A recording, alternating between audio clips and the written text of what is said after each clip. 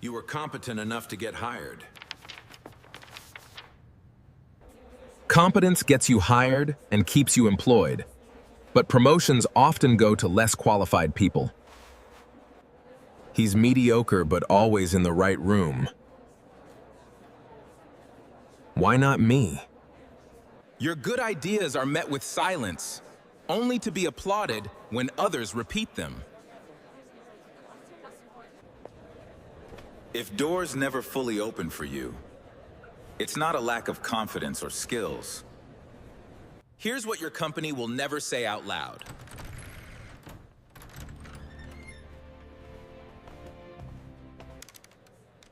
The popular kids grew up, got titles, and shaped the workplace in their own image.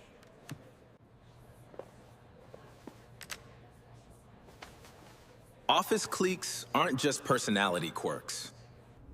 They control access to information, visibility, and even forgiveness. This control is why mediocre people often advance.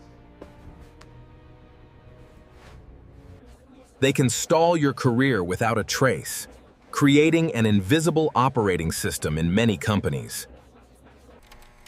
It's not the official org chart, but the hidden one underneath. It often begins subtly. You arrive to meetings where decisions are already made, and the inner circle's laughter stops when you enter. Nobody makes room for you. You're always on the outside. Decisions bypass you through private channels. This isn't paranoia. It's the same popularity contest from 9th grade, now with job titles and salary bands. The cafeteria table just evolved into conference rooms and Slack channels, where you're excluded. The trick is, cliques don't attack. They simply exclude. An office clique is a closed social unit controlling access. That's its core definition. Everything else is just decoration. The underlying bias means they trust those who feel familiar, not necessarily the best performers. This corporate bias dictates who attends the pre-meeting meeting where real decisions are made, before the official presentation to everyone else. It determines whose message gets a reply versus a read receipt. Whose name gets attached to key assignments before they're even posted? Remote work hasn't changed this. Exclusion just moved to private group chats and DMs you're not part of. Corporate structures enable this, with vague promotion criteria, weak HR, and an obsession with culture fit. This culture fit is often just similarity bias. Actively rewarded. Let's see how the clique ecosystem operates, as not everyone plays the same game. Executive pets control opportunities. Their closeness to leadership isn't performance-based.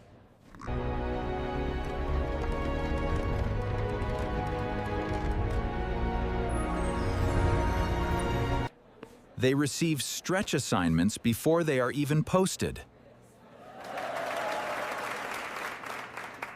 Consequently, you're left to compete for scraps.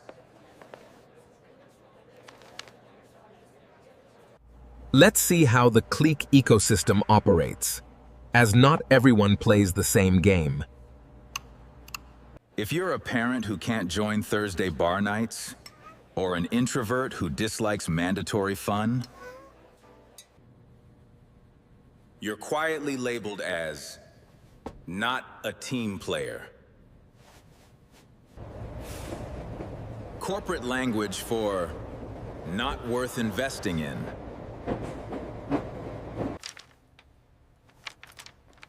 Legacy loyalists deliberately control information. Tenured employees treat institutional knowledge as personal property, refusing complete training. They speak over you, shaking their heads about culture fit when you falter in their created information vacuum. Each layer locks you out further, leading to the most sophisticated configuration. Sometimes DEI is genuine, sometimes it's just window dressing. Welcome aboard. Let's show you how things really work around here. Meanwhile, the rooms where actual decisions are made remain unchanged. Who? It's more of a general impression. This is why you over-prepare for meetings and reread emails multiple times before sending, fearing dismissal. Brain studies show social rejection activates the same pain centers as physical injury.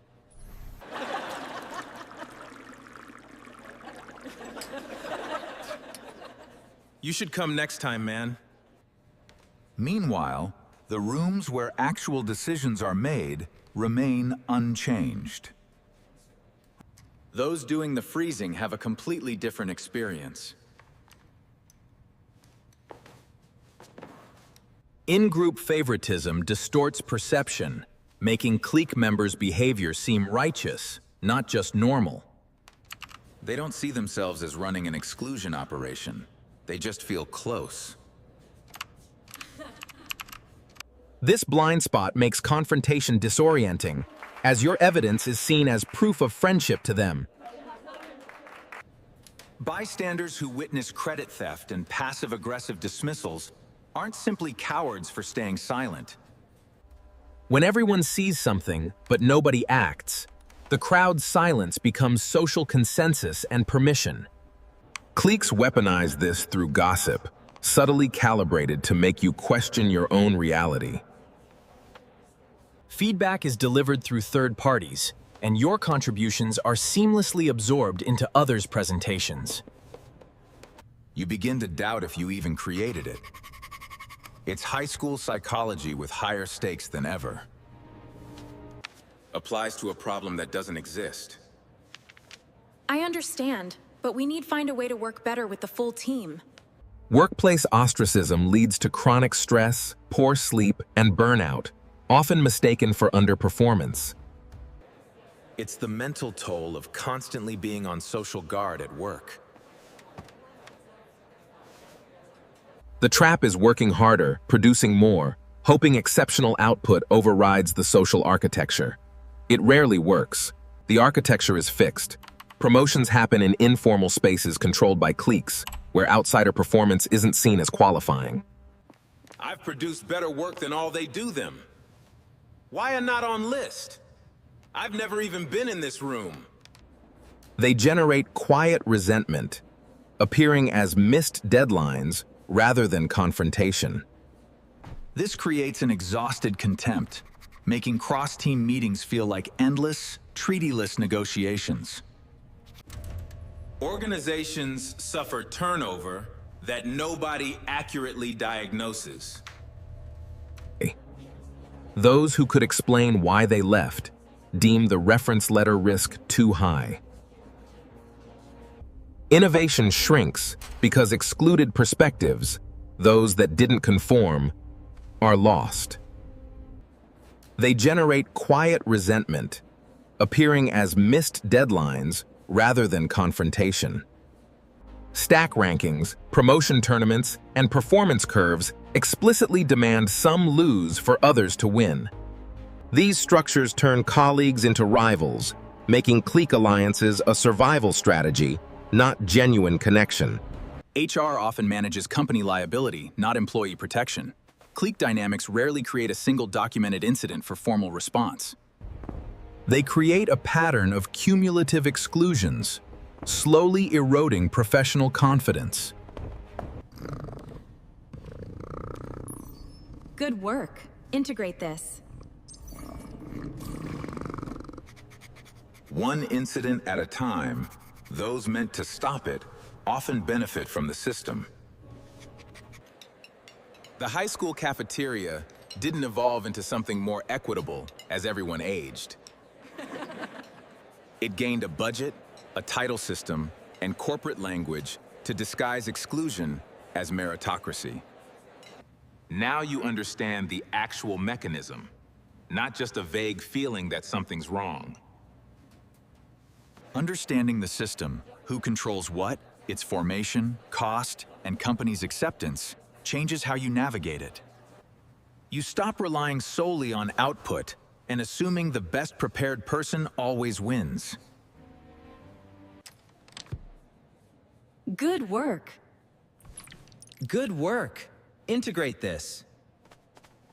You can't dismantle the system from outside, but you can stop being surprised and blaming yourself for predetermined outcomes. The next video reveals specific moves to shift your position in a clique-run environment without becoming one of them. This is the untold part.